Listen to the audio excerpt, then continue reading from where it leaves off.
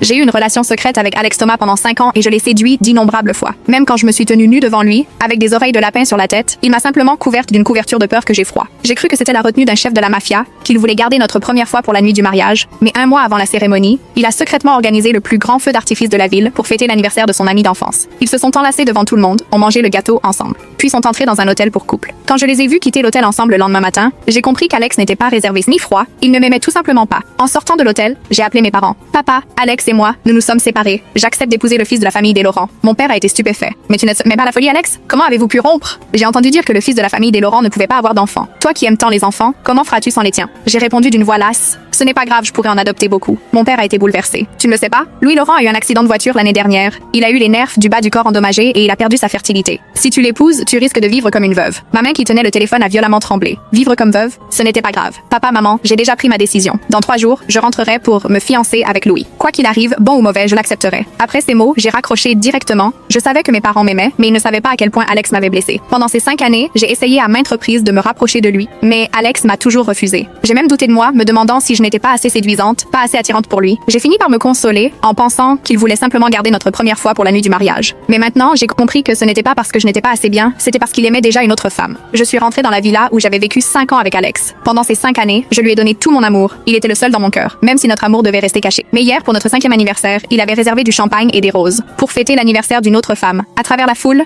j'avais regardé ses amis les féliciter. Que vous soyez unis pour la vie. Alex, quand vous vous mariez, n'oublie pas de nous inviter. En y pensant, j'ai trouvé tout cela terriblement ironique. Après toutes ces années ensemble, ses amis ignoraient jusqu'à mon existence, mais connaissaient sa relation avec elle. J'avais trouvé dans son téléphone la réservation du feu d'artifice. Je croyais qu'il l'avait préparé pour notre 5e anniversaire, alors je l'avais suivi en secret, sans imaginer qu'il faisait tout cela pour une autre femme. À ce moment-là, la sonnette a retenti. J'ai ouvert la porte, et le livreur m'a tendu un gâteau. Madame, voici le gâteau que votre mari a commandé pour vous. J'ai pris la boîte, je l'ai ouverte et j'ai vu ces mots. Chérie, joyeux anniversaire de notre amour. Mes doigts ont violemment tremblé. Le gâteau venait d'Alex, et les mots étaient de sa main. Chaque année, pour notre anniversaire, il me commandait un gâteau et écrivait lui-même quelques mots. Autrefois, j'en aurais pleuré d'émotion. Mais aujourd'hui, je ne ressentais plus que du dégoût. J'ai posé le gâteau sur la table et observé ses formes délicates et ses couleurs sucrées. La nausée me montait au cœur. Je l'ai jeté à la poubelle et levé les yeux vers le lustre en cristal au plafond. La lumière a scintillé, comme pour se moquer de ma bêtise et de ma misère. Mes larmes ont coulé d'elles-mêmes, tombant sur le canapé avant de disparaître. À cet instant, la porte de la villa s'est brusquement ouverte. Alex est entré, et en me voyant allongé sur le canapé, il s'est figé un instant. Léa, pourquoi tu ne dors pas encore? Il a tenu un bouquet de roses rouges dans la main, sans la moindre trace de remords sur le visage. Léa, c'est pour toi. Ce sont les roses rouges que tu aimes tant. J'ai pris les fleurs et respiré leur parfum familier, un parfum que j'avais tant aimé autrefois, mais qui m'a soudain paru écœurant. Alex m'a regardé longuement en silence avant de dire: Léa, Isabelle Dubois a un cancer de l'estomac. Le médecin a dit qu'elle n'allait pas vivre très longtemps. Son dernier vœu avant de mourir, c'est de se marier avec moi. Alors, il s'est arrêté un instant avant de poursuivre. Dans 3 jours,